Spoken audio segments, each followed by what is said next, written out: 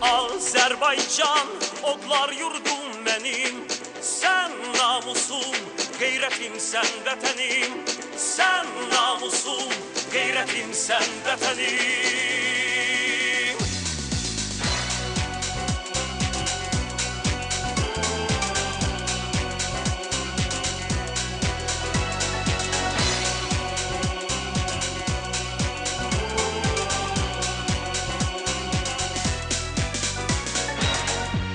Sev vətəni, adını tut uca, qürur ilə söylə vətənim var.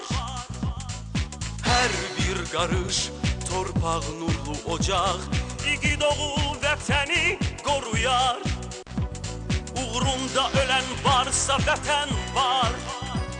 Vətən anadır, biz övladıyıq. Vətənə layiq olsaq var olar.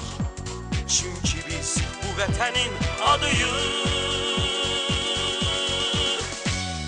Azerbaycan, odlar yurdum benim. Sen namusum, gayretim, sen vətənim. Azerbaycan, odlar yurdum benim. Sen namusum, gayretim, sen vətənim. Sen namusum, gayretim, sen vətənim.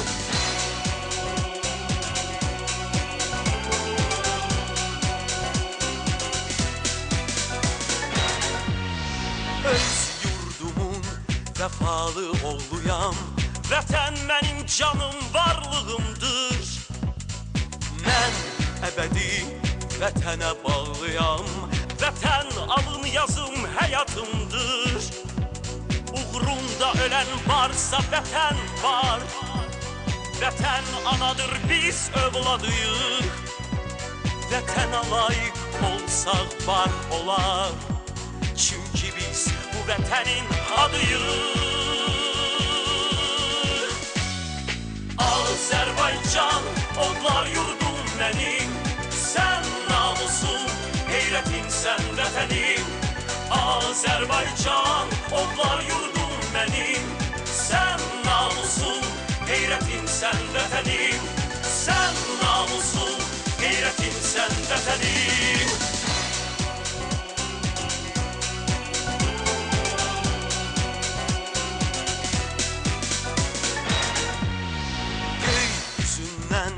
Duman çen siliner, zaferle yürüyüş ederik biz. Bu torpağı koruyan seviler, zirvede olacak milletimiz. Uğrunda ölen varsa vətən var.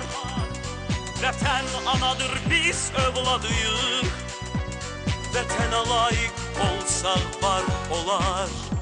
Çünkü biz bu vətənin adıyıq.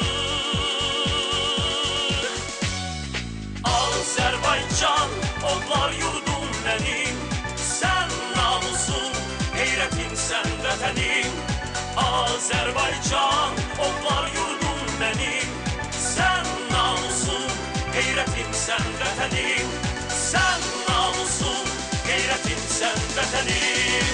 Azerbaycan, odlar yurdum benim. Sen namusum, gayretim, sen vətənim. Azerbaycan, odlar yurdum benim. Sen namusum, gayretim, sen vətənim. Sen namusum, gayretim, sen vətənim.